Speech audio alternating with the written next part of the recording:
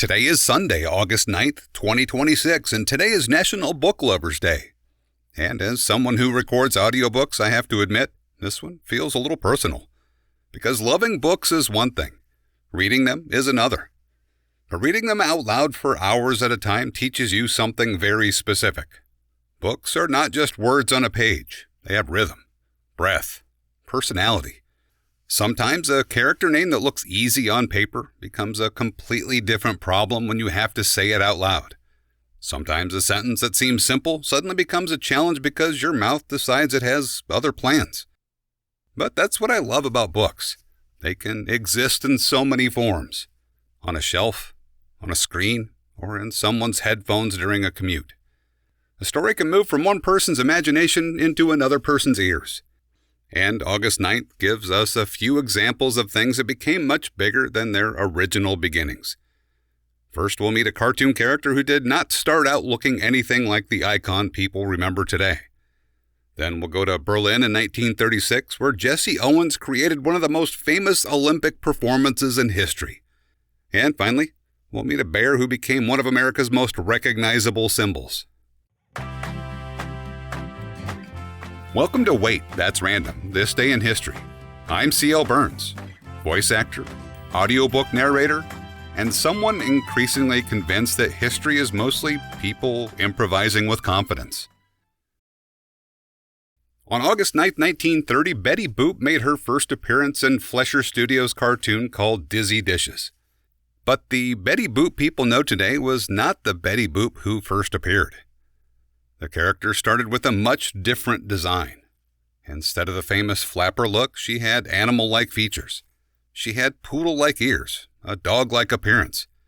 She was not yet the cartoon icon that would become famous around the world. And that was what makes her origin so interesting. Betty Boop was not created perfectly on the first attempt. She evolved. The artists changed the design. The personality developed. The character became more recognizable over time. That happened often in early animation. Characters were experiments. Studios tried different looks, different personalities, different ideas. And sometime one version connected with audiences more than anyone expected. Betty Boop eventually became one of the defining characters of the Jazz Age. She represented a certain energy, a certain style, a certain era. And she did not begin as a legend. She began as an idea that changed, and sometimes that is how the things we remember happen. They do not arrive fully formed.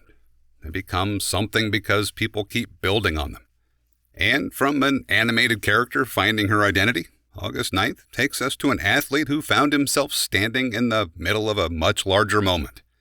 On August 9th, 1936, Jesse Owens won his fourth gold medal at the Berlin Olympics. He had already won the 100 meters, the long jump, and the 200 meters. Then came the 4x100 meter relay. Owens helped the United States team win gold, completing one of the greatest Olympic performances ever recorded. But the setting made the achievement even more significant. The 1936 Olympics were being held in Nazi Germany. The Nazi government wanted the Games to showcase its ideas about race and superiority. Instead, one of the biggest stars of the Olympics was a black American athlete, Jesse Owens. His victories did not erase racism. They did not change the discrimination he faced when he returned home. History is more complicated than one moment. But in Berlin, in front of the world, Owens did something extraordinary. He competed. He won. And he did it on the biggest stage possible. His fourth gold medal was not just another athletic achievement. It became part of a much larger historical moment. Because sometimes a person's actions become connected to something far beyond the original event. A race can become a statement. A victory can become a symbol. And a moment on track can become something people remember for generations. And sometimes a symbol becomes powerful because people connect it to something real. That brings us to Smokey Bear. On August 9, 1944, a small bear wearing a ranger hat was introduced to the public. A character designed to remind people about preventing wildfires. But the interesting part is that Smokey Bear existed before the bear who made him famous. During World War II, the United States was concerned about protecting forests. Many firefighters were serving overseas, and the government needed a way to remind people that preventing fires was something everyone could help with. So, Smokey Bear was created. At first, he was an idea, a character on posters, a simple message that people could remember. Only you can prevent forest fires. Sorry, that's the best I could do. Then, a few years later, the character became connected to a real bear. In 1950, a young black bear cub was rescued after surviving a wildfire in New Mexico. The cub had climbed a tree to escape the flames and suffered burns during the fire. After being treated, the bear was sent to the National Zoo. People began calling him Smokey Bear, and suddenly, the character on the posters had a real story behind him. That changed everything. Smokey was no longer just a message. He became something people felt connected to. A complicated issue about fire prevention became something a child could understand. A bear pointing at you was easier to remember than a paragraph explaining forest management. And that's why Smokey lasted. The idea was simple, the message was clear, and the character became unforgettable. And that brings me to someone else whose public image became almost impossible to separate from the person behind it. Before Hollywood knew him for a certain kind of role, before audiences recognized the sound of his voice, he was simply an actor trying to find his place. He worked through small roles, supporting parts, background appearances, slowly building a career one opportunity at a time. Today, we're talking about the one and only Sam Elliott, born August 9, 1944. But what makes Elliott's career interesting is not just the image people know today. It's how long it took to build. He spent years working in Hollywood before becoming the actor audiences immediately recognized. Then, over time, certain things became associated with him.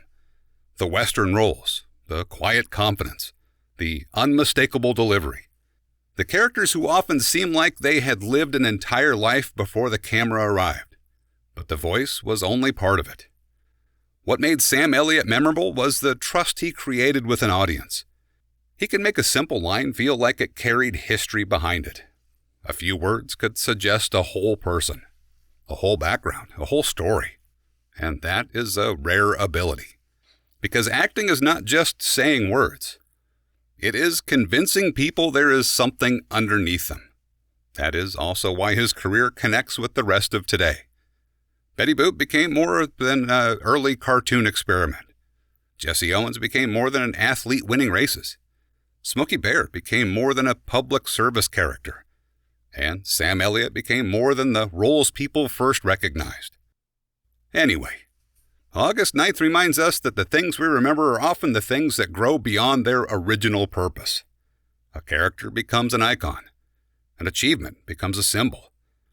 A message becomes something people carry with them.